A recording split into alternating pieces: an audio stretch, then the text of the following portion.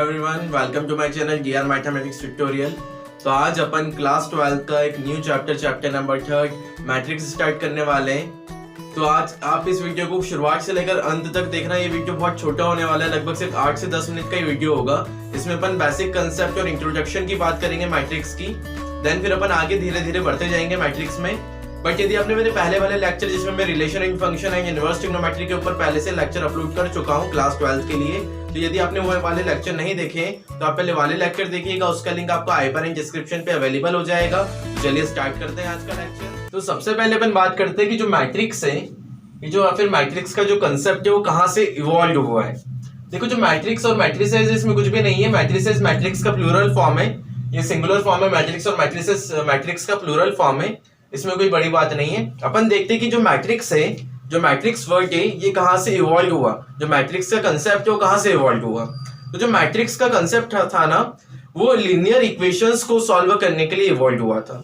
कि system of linear equations को solve करने के लिए जो अपने को एक इजी तरीका चाहिए था, कि सिस्टम ऑफ लीनियर इक्वेशन को अपन इजी तरीके से सॉल्व कर पाए, अच्छे से सॉल्व कर पाए, तो इसके लिए एक मेथड अपनाई गई जिसे मैट्रिक्स मेथड, या फिर वहां से मैट्रिक्स का कंसेप्ट इवॉल्व हुआ। जैसे मान लीजिए आपकी इक्वेशन दी रहती है x + y = 3, x + 2y = 5। इस टाइप की जो इक्वेशन होती है, सिस्टम ऑफ लीनियर इक्वेशंस जो होती है, यहाँ पर तो सिर्फ ये 2 वेरिएबल में x और y में हो सकता है x, y, z, या फिर 3 से 4 वेरिएबल में जो इक्वेशन होती है, तो उनको इजी तरीके से सॉल्व करने के लिए जो तरीका अपनाया जाता था वो मैट्रिक्स मेथड है।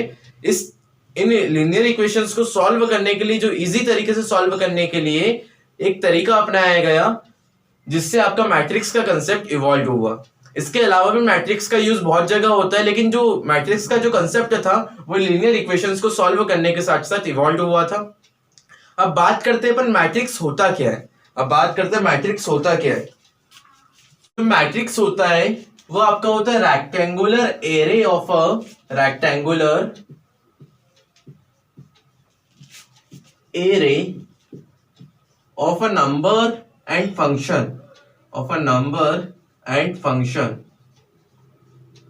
array का मीनिंग होता है अरेंजमेंट।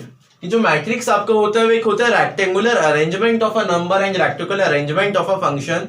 एक तरीके से अरेंजमेंट कर दिया आपने नंबर को। जैसे सपोज कीजिए मैं किसी नंबर को इस तरीके से अरेंजमेंट कर रहा हूं, 1 2 3 4 5 6। तो एक हो गया, ये एक हो गया आपका rectangular arrangement of a number. इसको ये अपन बोलते हैं मैट्रिक्स। अब बात करते हैं अपन मैट्रिक्स में कि ये जो आपकी लाइंस होती है ना, इसको अपन बोलते हैं रोज। जैसे ये भी आपकी एक रो हो गई, ये भी आपकी एक रोज हो गई। और जो ऐसी लाइंस होती है इसको अपन बोलते हैं कॉलम। तो जैसे ये आपकी फर्स्ट रो हो गई, ये सेकंड रो हो गई। कॉलम में बात करेंगे तो फर्स्ट कॉलम हो जाएगा, ये सेकंड कॉलम हो जाएगा और ये थर्ड कॉलम हो जाएगा। तो अपन इस तरीके की जो लाइंस होती है उनको रोज बोलते हैं, और ऐसी जो आपके लाइंस बनती है इसको अपन कॉलम्स बोलते हैं। ये आपकी रोज होती है और ये आपकी कॉलम्स होती है। और ये जो आपकी इंक्रीज है ना मैट्रिक्स में, ये जो पर्टिकुलर इंक्रीज है, इसको अपन इंक्रीज भी बोल सकते हैं या फिर एलिमेंट भी बोल सकते हैं। एलिमेंट ऑफ अ मैट्रिक्स बोल सकते हो या फिर इंक्रीज ऑफ अ मैट्रिक्स बोल सकते हो। इनको अपन क्या बोलते हैं, element of a matrix. Element बोल सकते हो या फिर इंक्रीज भी बोल सकते हो, कोई दिक्कत नहीं है। अब इसके बाद एक नेक्स्ट टॉपिक आता है ऑर्डर ऑफ अ मैट्रिक्स। कि मैट्रिक्स का ऑर्डर क्या होता है। ऑर्डर ऑफ अ मैट्रिक्स की बात करते हैं कि ऑर्डर ऑफ अ मैट्रिक्स क्या होता है। तो जो ऑर्डर ऑफ अ मैट्रिक्स होता है वो होता है number of rose into number of columns. Number of rose into number of columns.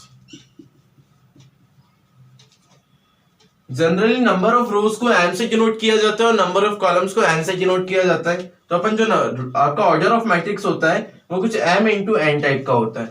वो आपका किस टाइप का होता है, m इंटू n टाइप का होता है। और जो ऑर्डर ऑफ अ मैट्रिक्स है वो मैट्रिक्स के यहाँ पर साइड में लिखा जाता है। जो आपका ऑर्डर ऑफ अ मैट्रिक्स होता है, किसी भी मैट्रिक्स का जो ऑर्डर होता है वो मैट्रिक्स के साइड में लिखा जाता है।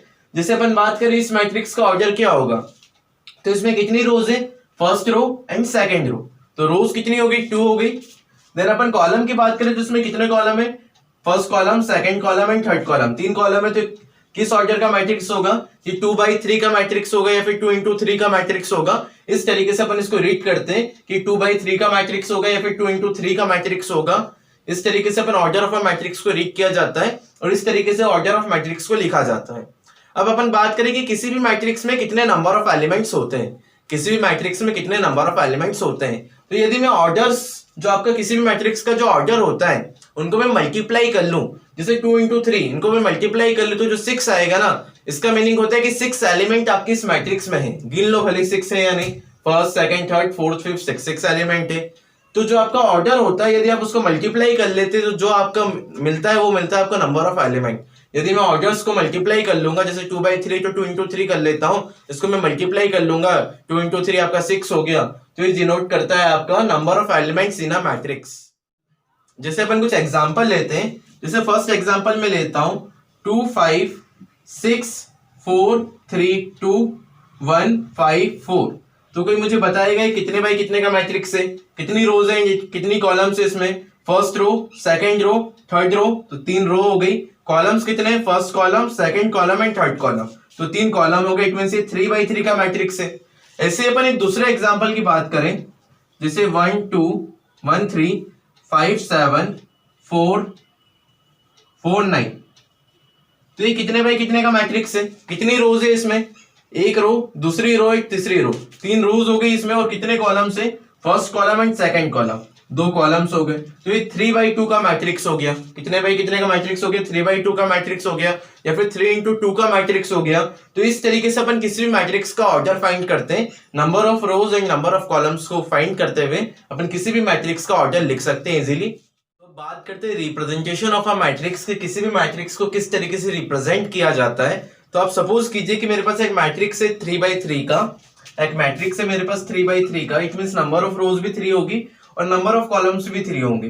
जैसे मान लीजिए ए ए ए ए ए ए ए ए ए, एक मैट्रिक्स है मेरे पास 3/3 का, इसमें नंबर ऑफ रोज भी 3 है और नंबर ऑफ कॉलम्स भी 3 है।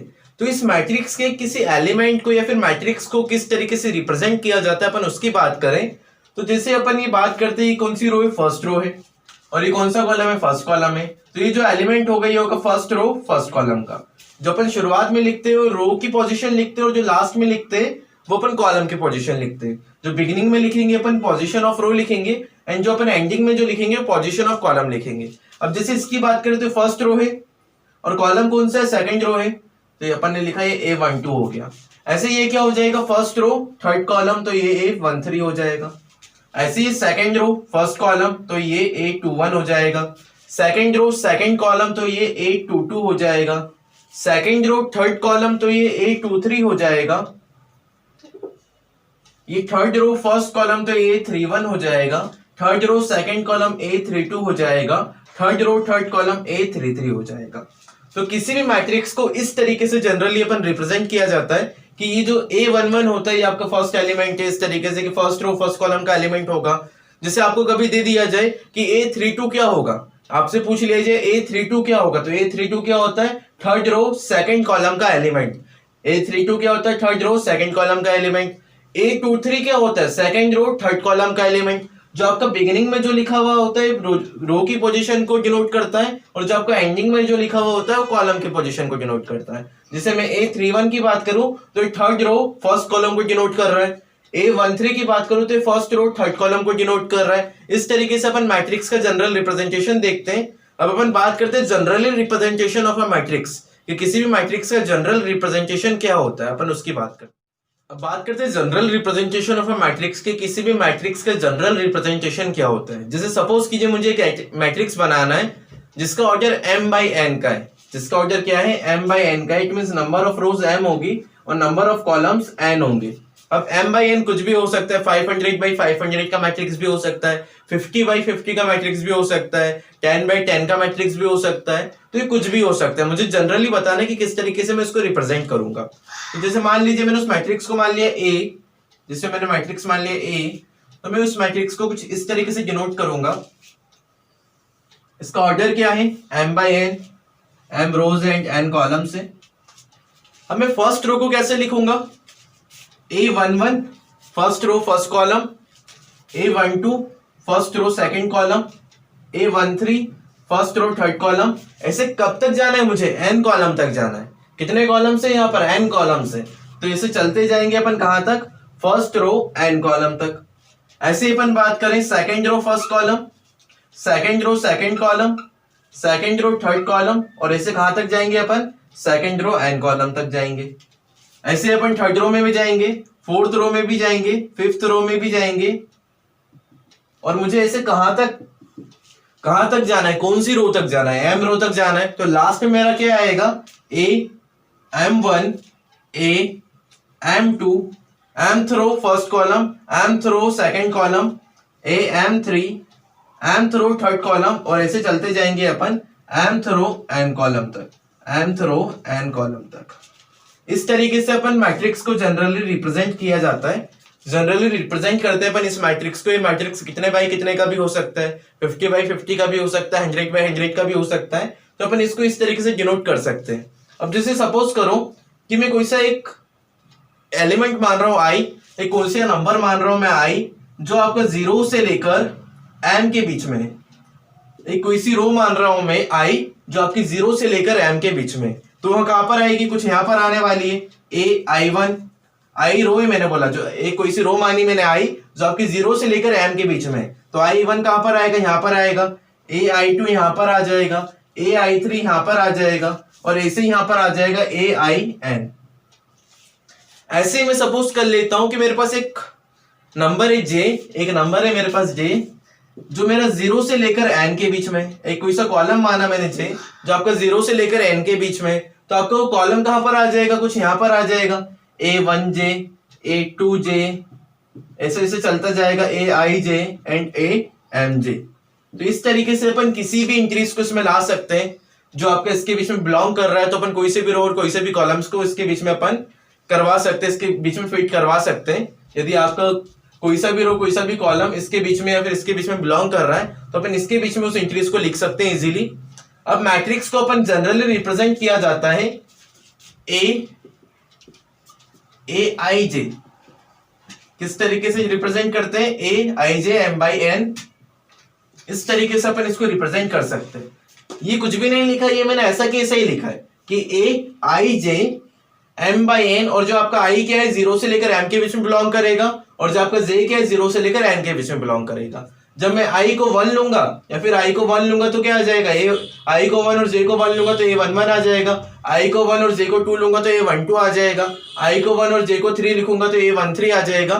तो अपन किसी भी मैट्रिक्स को इस तरीके से रिप्रेजेंट कर सकते हैं AIJ M/n, जो I होगा आपका 0 से लेकर m के बीच में है, और J है आपका 0 से लेकर n के बीच में। इस तरीके से अपन रिप्रेजेंट कर सकते हैं।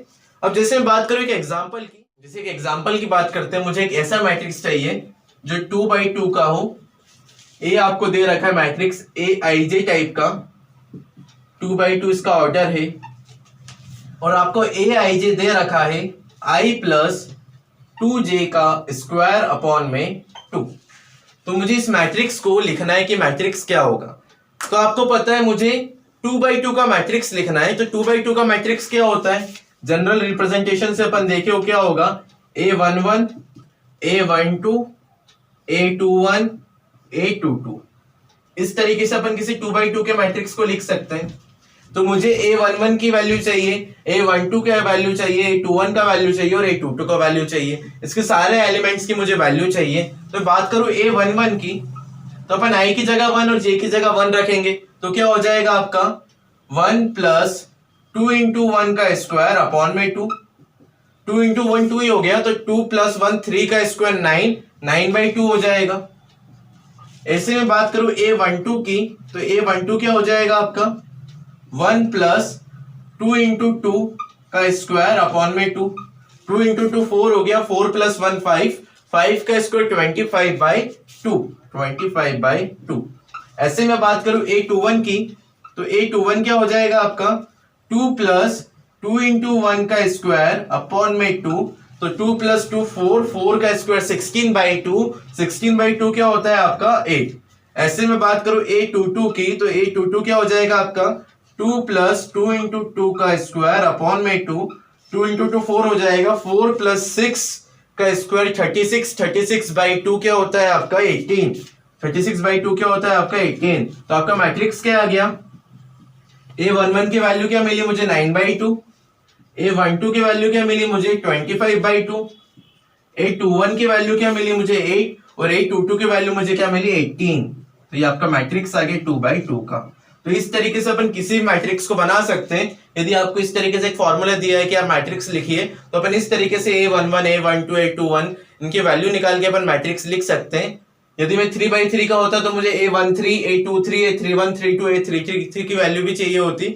यदि 3/3 का होता तो A13, A23 and A31, A32 and A33 का वैल्यू भी मुझे चाहिए रहता, जो मैं इस फॉर्मूले की मदद से निकालता, जिससे मैं 3/3 का मैट्रिक्स भी लिख पाता। तो चलिए आज का लेक्चर अपन यही खत्म करते हैं। यदि आपको मेरा वीडियो पसंद आया हो तो please like, share and subscribe कीजिएगा। Okay, thank you so much.